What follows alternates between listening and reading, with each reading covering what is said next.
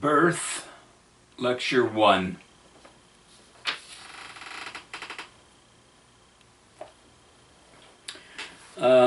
In this series of lectures, we're going to talk about birth, and that term is used in a couple of ways in the near-death experiences. Obviously, one is leaving the pre-existence as a spirit being and coming down to earth to get our physical body and be tried and tested, all a part of the plan. And the other birth is a terminology used when we die and our spirits leave our bodies in the grave or cremated or whatever, and our spirits return back into the spirit world. And there are several accounts where that is also referred to as a birth. So today we're just talking about the birth in coming to the earth to get a physical body. Now, as I've been trying to show, and I'm just going to do a really quick review, that these lectures that I have given are trying to show or confirm, give evidence of a plan that our Father in heaven has for his children. And very quickly, it started in the pre-existence. We were born as organized spirits to heavenly parents. We were there for eons of time, according to some of the near-death experiencers. And we had our agency, free will. We developed through our choices over this long period of time our personalities. We attracted friends, and at the same time we repelled certain individuals also. When in the wisdom of our Father in heaven it was time for us as a family to begin coming down to the earth, we had to have an earth created. And so there are some who say we participated in the creation of that earth. To what degree, I don't know. I like to believe that our Heavenly Father is a hands-on God and allows his children to have hands-on. It was our earth, our home, temporarily. And then the great council of the gods, and the decision was made to come down to the earth, and we're going to give them their agency. What do they do when they misuse their agency? They sin. The plan included that of a redeemer or a savior for all mankind, predicated upon our obedience and faithfulness. The resurrection was automatic. We will all be resurrected. So that led to who's going to be the Savior. And there were two who stepped forward. One's name was Lucifer and the other's name was Jehovah. We listened to the presentations. We used our free will and had a family vote. And Lucifer lost, became angry, and the scriptures and the near-death experiencers and others who have communicated from beyond the veil tell us that Satan drew 1/3 of the hosts of heaven after him, and they were cast out. Eventually to come to the earth, because I'm not sure at this time the earth had been created, or where in that creation process we were. So we continue living in the spirit world, and there is a time, according to the scriptures in Ecclesiastes and other scriptures, there is a time for us to be born. This all fits into the great plan of the universe. And so as it came time for individuals to come down to the earth, there was, of course, some feelings of concern and sorrow, perhaps, as we left our loved ones and started on this new adventure. So now we are coming to the earth through the process of procreation and birth. Some of the near-death experiencers, as we will find out through this series of lectures, saw their conception, remember conversations of their parents in the womb. They were in the womb and they heard their parents. Phyllis Atwater shares an interesting insight into this, and I'll read it to you. And so now we're going to get a whole variety of different explanations of our near-death experiencers on what this birth process and the preparation for it. There are several who talk about we were in classrooms, we had angels, spirits, teaching us what we needed to know and do, etc., what to expect on our earth life.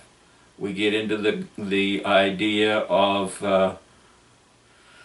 at least some families making covenants with others that they would be parents and we would be children, or vice versa. But there were some covenants and some agreements made, and we'll explore that. So after now, to give you an idea of where we're going to have 5 lectures on birth from a whole variety of viewpoints.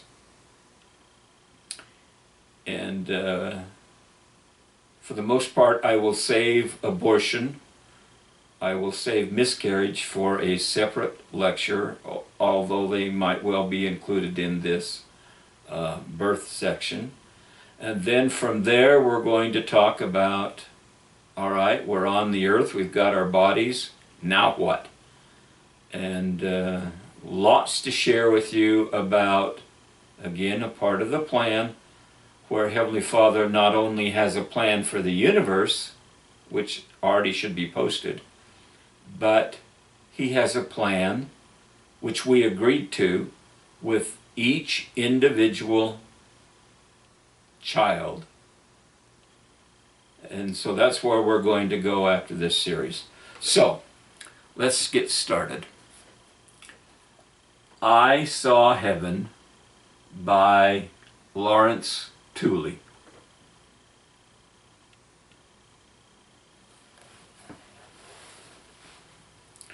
I'm told by my editor that when I lean back, all you can see is that. I'm sorry. I'll try, but my face is not the important thing, and you've already got the cover of the book. What you need to do is hear the words and buy the book. That was a plug for which I wasn't asked to do. Here we go, I'm on page 80. Yes, it's possible, said Larry. What you have to understand is that you've been through a very traumatic experience. Sometimes, in order to protect yourself, the brain will block out the extremely traumatic experiences. This can happen because the shock of what has happened is greater than the brain can withstand. Other times there is such a great pain involved that the brain will completely block it out. When this happens, the person involved will generally experience amnesia and won't be able to remember anything that has happened. Also, if you go back, the veil will probably drop across your mind again. Larry here is concerned about what he's going to be allowed to remember, and will he lose it all. If that happens, then you probably won't remember anything. Besides, there are things here that you're not supposed to know. These things will be blocked from you for your own good. Otherwise, your free agency would be taken away. Your capacity to experience and learn, and thereby your progression would be taken away. I thought of what Larry had said. A great trauma could block out our memories. Is this why babies can't remember their premortal life? Well, some do. Because of the trauma of being born? I remembered reading several accounts of very young children talking about places they've been and people they've seen just before they were born. They had always shown pictures of people, had been shown pictures of people that had already died before they were born, and yet they had been able to remember them. The impact of what I had been through and seen here had been too great for me not to be able to remember, and yet I hadn't been able to remember anything of my pre-existence before crossing over. Maybe, just maybe, I would be able to remember. And as you read his book, yes, he was able to remember many things about his pre-existent life after he returned. Okay? P.M.H. Atwater in Beyond the Light. About a year ago, I walk out of my house. This is one of her clients that she's interviewed. I walk out of my house to go to work. The ground is wet from rain. Yet I find this book lying there dry. No one is around, so I pick it up. The book is called Closer to the Light by Melvin Morris, MD, and Paul Perry. I start reading it and cannot put it down. For the first time in my life, I now understood my dream. And I pause to tell you that the dream was struggling with these slimy knot or knots. And he would keep having this dream time and time again. And then, after reading Closer to the Light, the dream is made clear. That night, I started reading it and cannot put it down. For the first time in my life, I now understood my dream. Those knots were when I struggled in the womb with the umbilical cord. Getting hit in the face is when the doctor grabbed me with the forceps. Then I died. After that, I went into the light. But, wait a second. You're not supposed to remember being born. We don't just sit around at parties and talk about what we remember of our birth. We only talk about what our parents tell us. I look forward to having my dream again. I'm ready now to experience more of it than before and without being upset.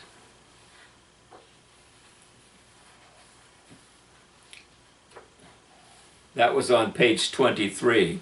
I'm now skipping to page 59 and 60. God said to me, I gave you the precious gift of life. What did you do with this gift? I answered in a puny, wimpish voice, I'm only 23. I didn't know I was supposed to do anything. I have a 2-year-old daughter.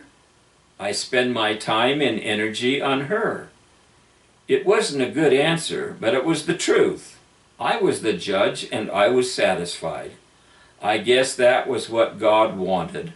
But the next time this happens, I'm having a list ready. I now have a card on my fridge door that says, practice random kindness and senseless acts of beauty. I asked a lot of questions about sin, murder, and such, and I got a lot of answers. I was told that before we're born, we have to take an oath that we will pretend time and space are real, so we can come here and advance our spirit. If you don't promise, you can't be born. I have no insights into that.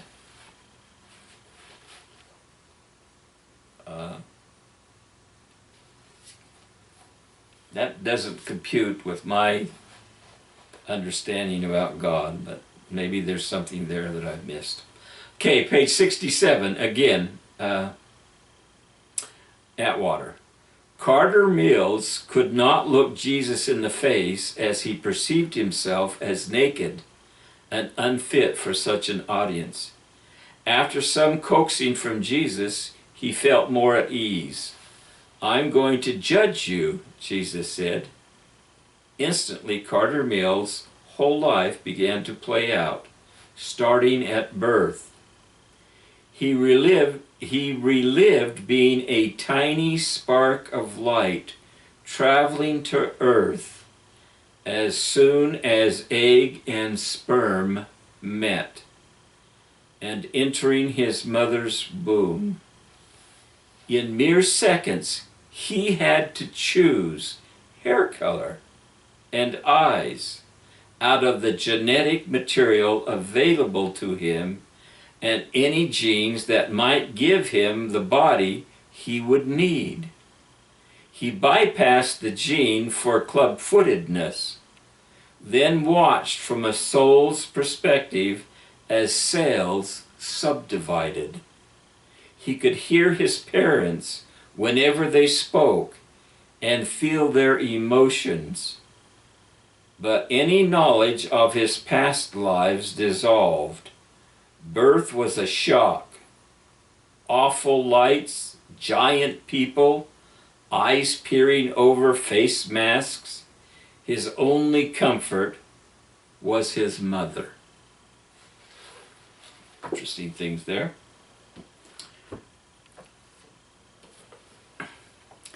Heavenly Answers for Earth's Challenges by Joyce Brown.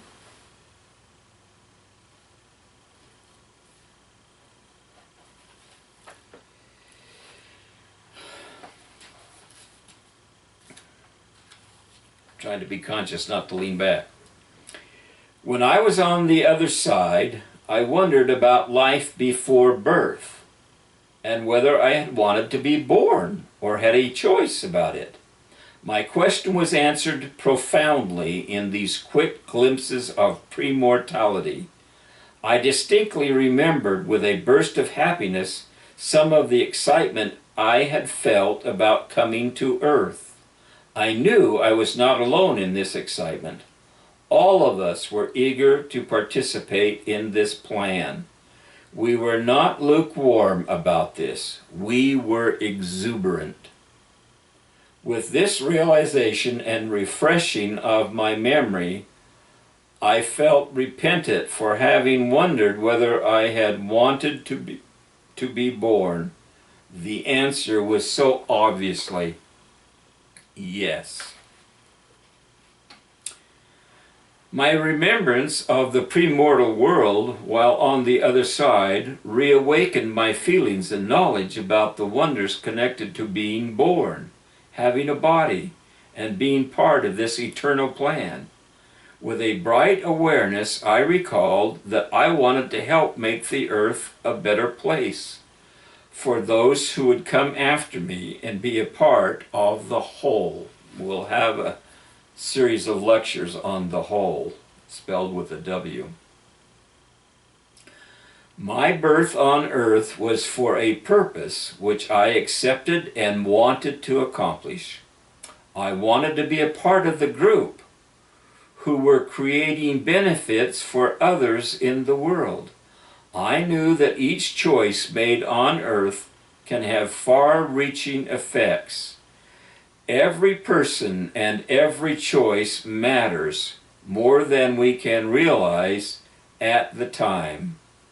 I was amazed at what I was shown and what I learned from glimpses of premortal life, scenes of the spirit world, and revelations of knowledge that were impressed upon my consciousness. The events in premortality and earth life only fit together when viewed from life on the other side.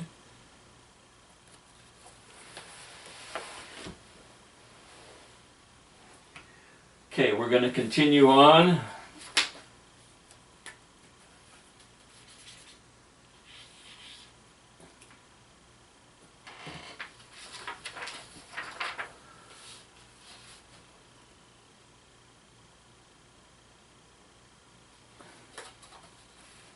Birth, Lecture 2.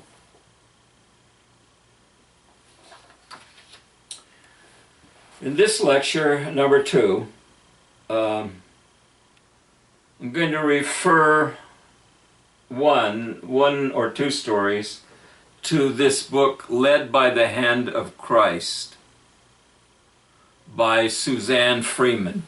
And she's got a couple of books that are fascinating to read, and I've talked about her. She has some insights about spirits before they were born and connections with family. And I'm just going to read one here to give you a flavor. But again, it's about birth. I was able to see one child, actually, she had a near-death experience. I was able to see one child actually leave for this new earthly home. It was quite a send-off, even more joyous than when I chose my new son. I loved being in that place and felt like I could have stayed there forever. As I wondered about the children around me, it was made known that some of the children waiting in the reassigned children area were spirits with special missions who had been promised by particular parents that they would have them in order for the child to carry out his earthly purpose. But the parents had somehow lost track of the thread that tied them to their premortal agreements and had chosen to limit their families, or else made their bodies unfit or unable to conceive and bear a child. Some couples had their sights set on a bigger, more expensive house and didn't have room in the budget for more children, or even one child. And some wanted to travel or were wrapped up in a career that would be inconvenienced by having children. Others had started taking drugs out of curiosity or in an effort to find a quick fix for temporary earthly trials. For whatever reason, they didn't end up with the children they had promised to have. The spirits that are discarded by earthly parents will be reassigned. Since God is over all, everything will ultimately work out to achieve His purposes. But the original promise is broken, and the line of descendants for that family that didn't fulfill their promise is given to another. There are great consequences for not having the family that you promised to have. And there are great blessings for taking on reassigned children and having more than you covenanted for. When we talk about abortion, there's some very, very painful experiences. But that was just one. Okay, now I'm turning to Visions of Glory by John Pontius.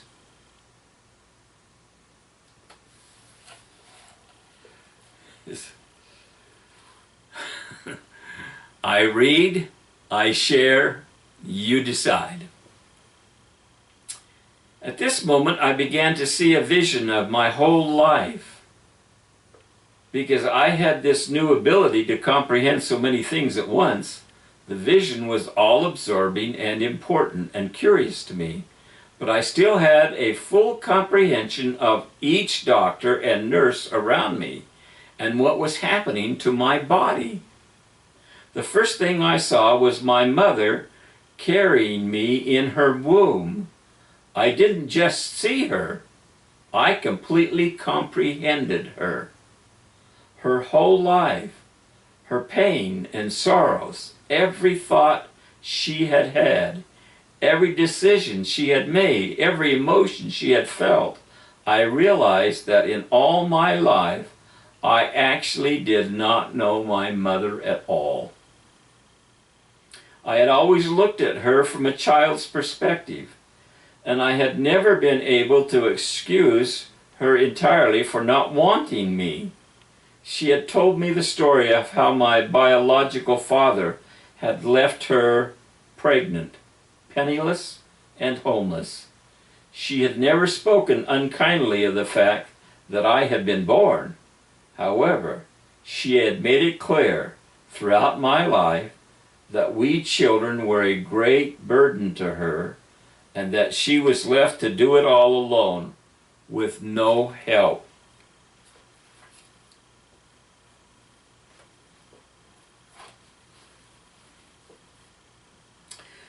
I now saw her completely differently. I watched my own conception and all of the emotion of that moment. As with all of this, there was no judgment from me or from God.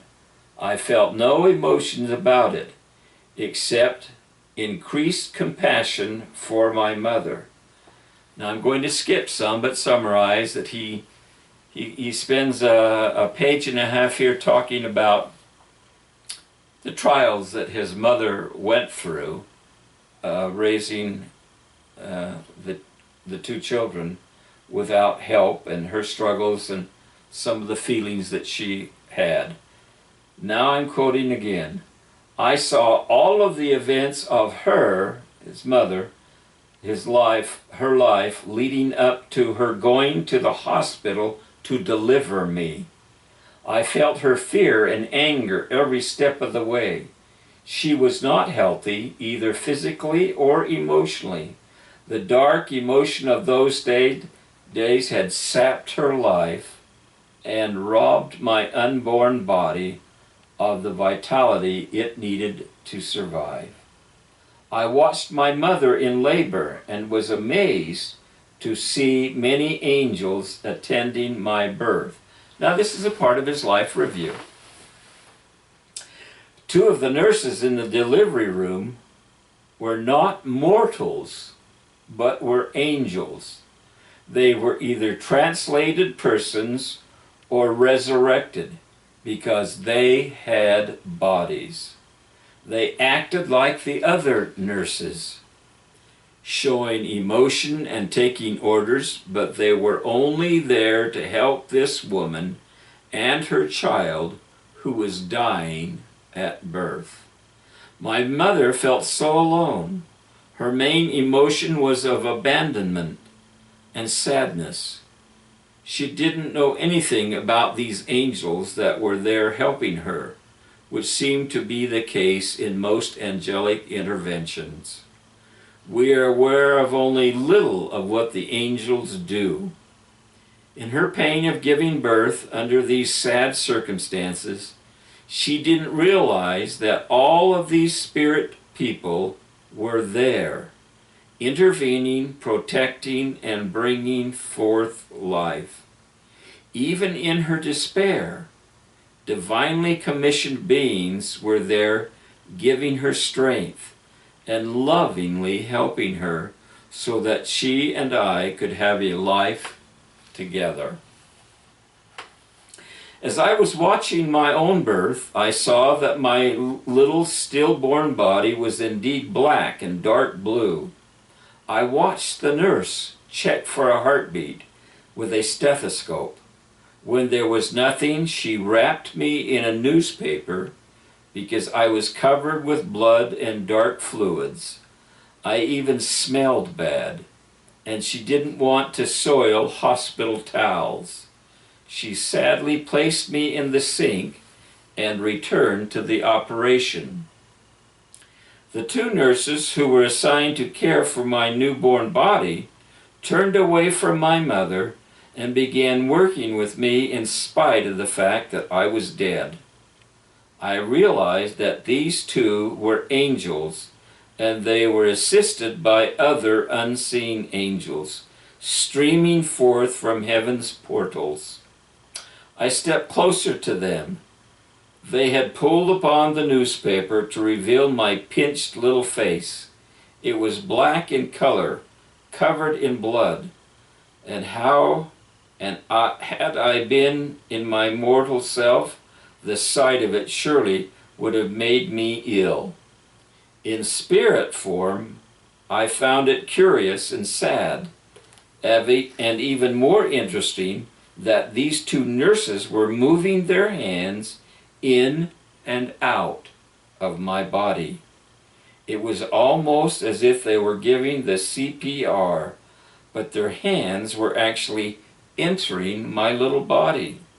With each pass, my skin grew a little more pink, a little more lifelike.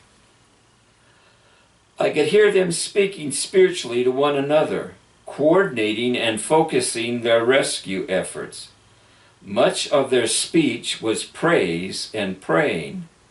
Praying for God to bless their efforts and praising His mighty will. They were urgent, but not at all fearful or dismayed. I don't believe they could see me, or at least they never acknowledged me as I anxiously watched on. I saw that little body in the sink, my own body, gasp for breath, struggling to live. The nurse pulled the newspaper a little farther open and turned to the doctor. Her face was serene, but her voice was one of feigned surprise. She cried, "Doctor, I think this baby is still alive. He is pinked up." By this time the doctor had saved my mother and stopped the internal bleeding. He turned around, his bloodied hands held up in front of him. His face was incredulous. Nevertheless, he walked over to the sink. He glanced at the clock on the wall, preparing to announce the time of death of the infant. When he looked in, he ordered the same nurses who had revived me to get me out of that sink and warm me up. They turned and whisked me away to the understaffed and poorly functioning nursery. I was immediately transferred to Primary Children's Hospital, where I struggled to stay alive for weeks. I was placed in an old iron lung until I started breathing on my own.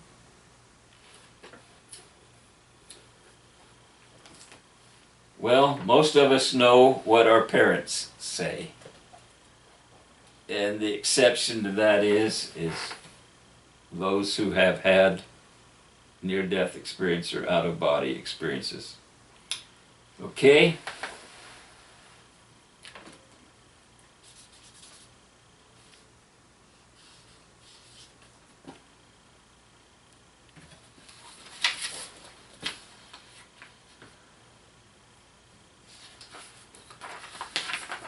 Birth Lecture 3.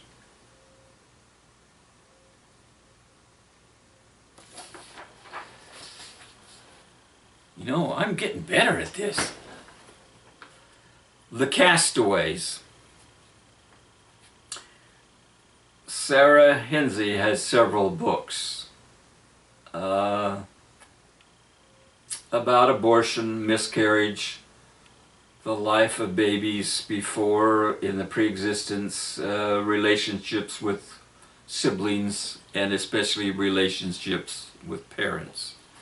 So in this lecture, I'm going to read an experience or two by Sarah Hinsey. Rennell Wallace, and I just happen to remember this experience reading it in the newspapers, but not the details I'm going to give you here. Rennell Wallace suffered several burns over more than 60% of her body in a horrible private plane crash on a snow-covered mountain. She and her husband struggled down the mountain in a blizzard. Her near-death experience began when she was placed in an ambulance 6 hours after the crash and heard the paramedic say, as he slipped an oxygen mask over her face, "You can let go now, we'll take over from here." Rennell did let go, totally. As her spirit left her tortured body, all pain ceased. She rose above the speeding ambulance and in the spirit realm, where she saw not only things of life after death, but also the premortal realm, where we lived before birth. Her grandmother, who had been dead for several years, was her escort. Grandmother eventually told Rennell she must return to the earth and finish her mission. Rennell resisted.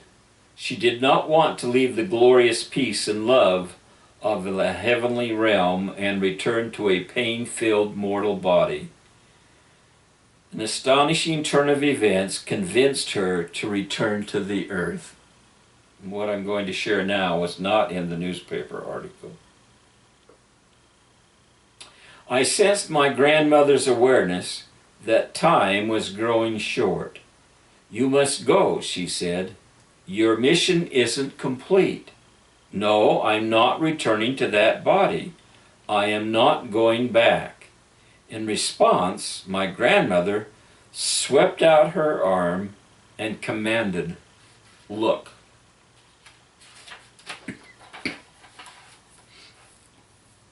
A rift opened in the space between us, and I saw a young man walking toward us. At first he didn't seem to understand why he was there. Then he saw me and looked stunned. "Why are you here?" he asked, almost in disbelief. As I remained silent, his disbelief changed to grief, and he began crying. I felt his grief, his sadness, and I too began crying. "What's the matter?" I asked. "Why are you crying?" I put my arms around him, trying to comfort him. Now, they're all here together in the spirit world. "Why are you here?" he repeated. Then I understood that my refusal to go back to earth was causing his sadness. I belonged on the earth for him. I understood, and I immediately felt guilt for my selfishness. His name was Nathaniel, and he hadn't been born on earth yet. He said that if I didn't go back, his own mission would be hindered. Then he showed me his mission, and I saw that I was to open doors for him, to help him, to encourage him. "I will complete as much as my mission as I can," he said, "but I will never fulfill it without you. I need you." I thought my heart would break. I was a part of his puzzle, and I was hurting him and everyone he would help by refusing to go back to earth. I felt a great love for this young man, and I wanted to help him in every way I could. "Oh, Nathaniel," I said, "I swear to you that I will help you. I will go back. I will give you everything I have. Nathaniel, you will complete your mission. I love you." His grief was replaced with gratitude. His face lit up, and I saw the great spirit he was. He was crying now with gratitude and joy. "Thank you," he said. "Oh, I love you."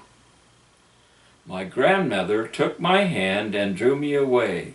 Nathaniel watched me leave, still smiling, and I distinctly heard him say, "I love you, Mom." My spirit was thrilled, but I couldn't respond to him as things began happening very quickly. "Rennell," grandmother said, "there is one more thing I need to say to you. Tell everyone that the key is love." "The key is love," she repeated. "The key is love," she said a third time. Then she let go of my hand, and the word love reverberated in my mind as I left her and fell into a deep blackness. I was crying as I left the world of light and glory and love. And she goes on, and I'm not going to read it, that they do have a boy later on, and his given name is Nathaniel.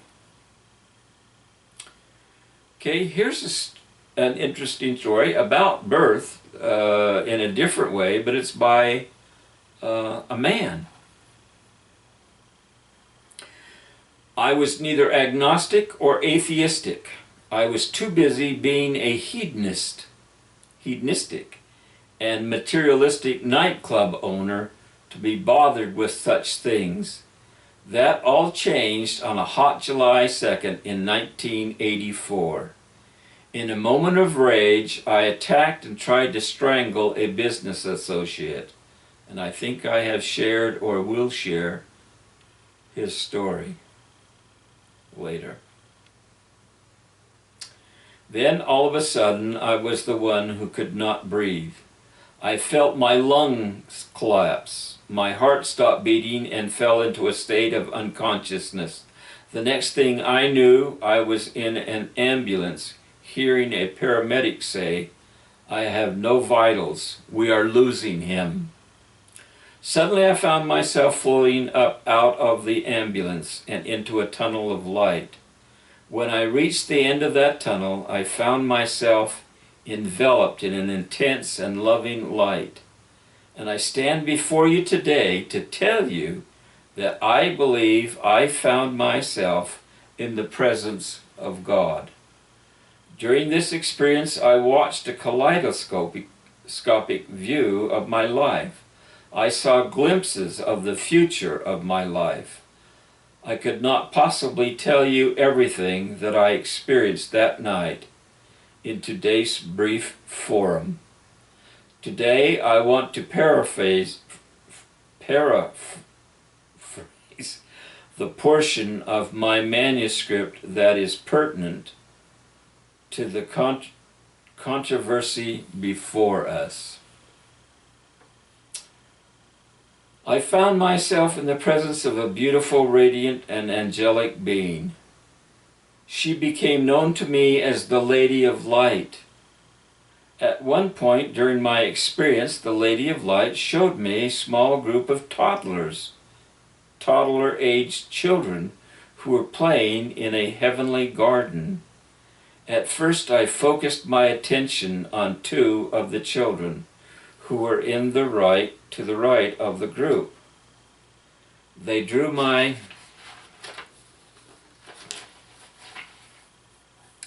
attention because they had turned and were directing their attention toward me. Although I perceived that one was a boy and the other a girl, I was more observant of their identical appearances. Later on, I would understand that they were twins. There were several more toddlers playing in the group.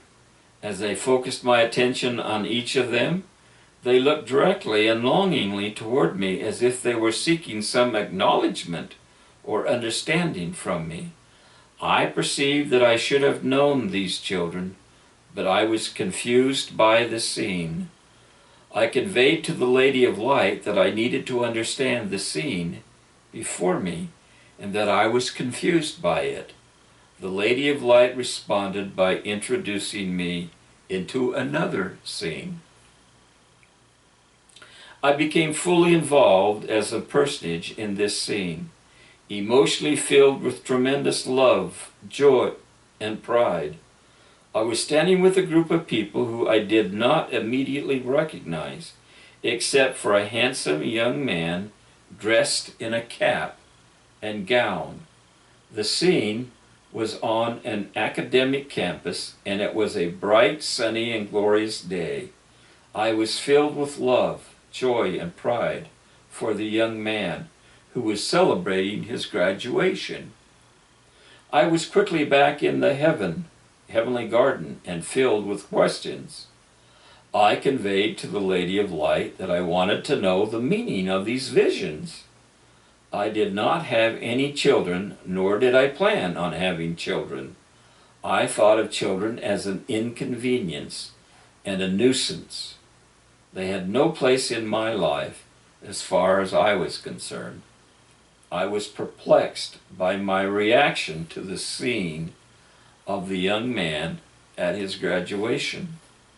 During that moment, I experienced emotions that I have never known before, emotions that only a father could know.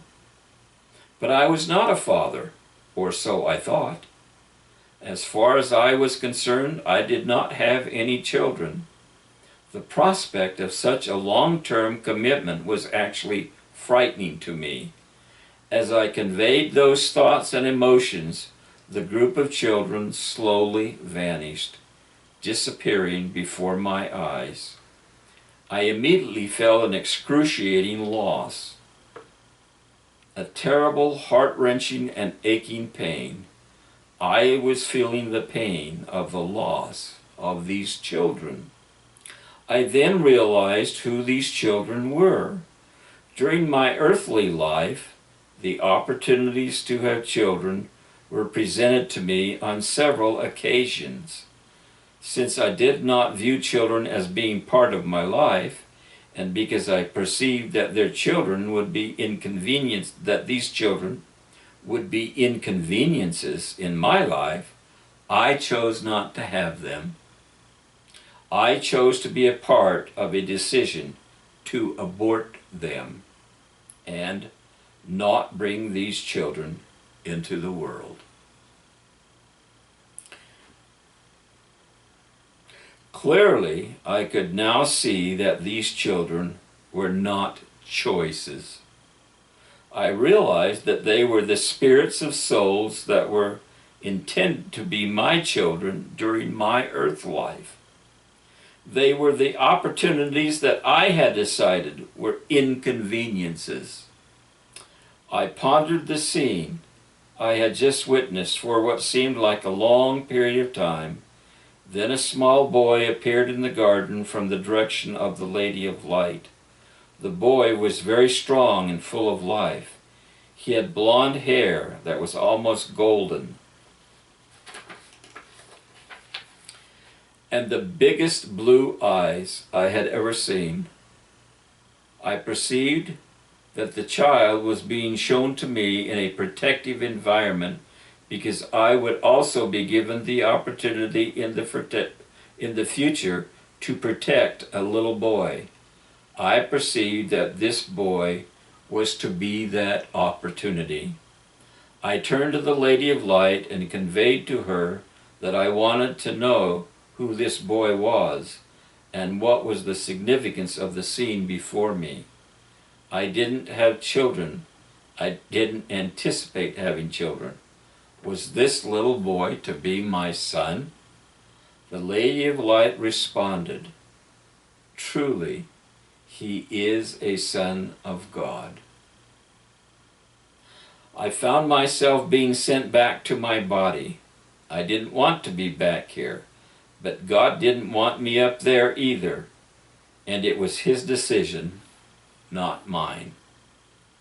As I came back from death, I was told that I was coming back with a mission in life. I didn't know what that mission was at first, but I now find that each and every day is being defined for me a little more clearly. I know that I have a destiny. On April the 7th, 1991, I became a daddy. My son's name is Michael Christopher. He is named after his grandpa and also after the Archangel Michael. He is the luckiest little boy in the world because I am a great daddy.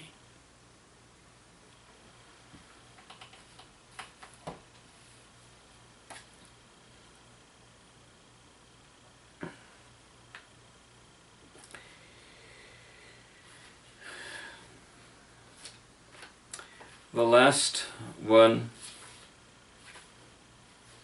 Embraced by the Light by Betty Eady. And she has this to share on page 94, 95, 96.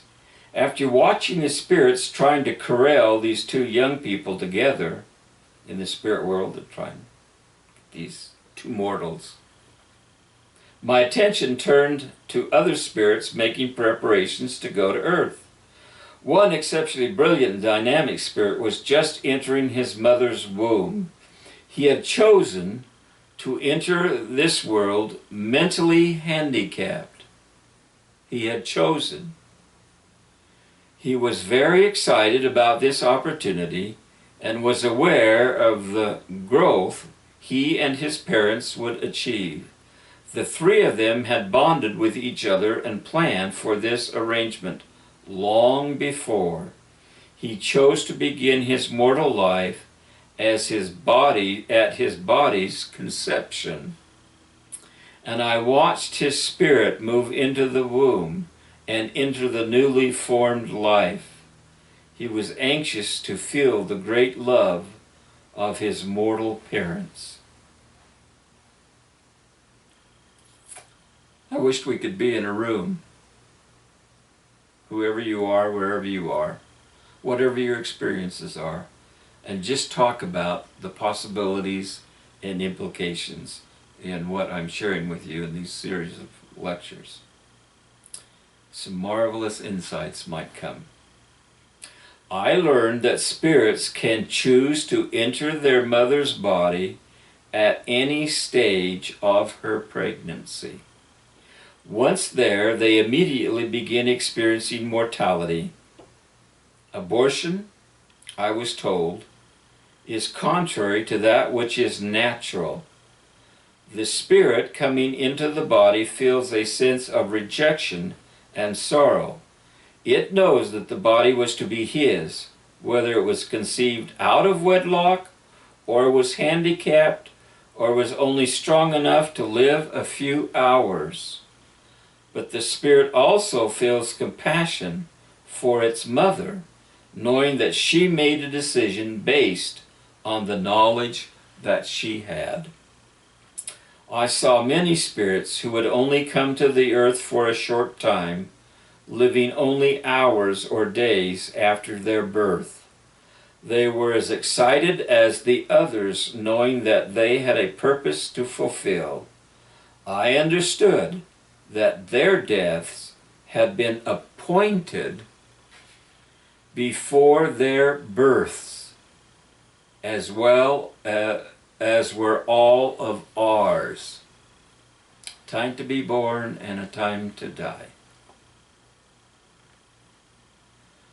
These spirits did not need the development that would result from longer lives in mortality, and their deaths were would provide challenges that would help their parents grow. The grief that comes here is intense but short. After we are united again, all pain is washed away, and only the joy of our growth and togetherness is felt.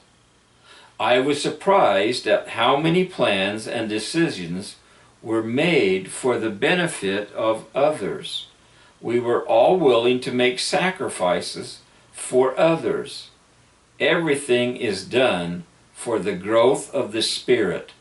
All experience, all gifts, and weaknesses are designed for this growth. The things of this world matter little to us there, almost not at all. Everything is seen through spiritual eyes.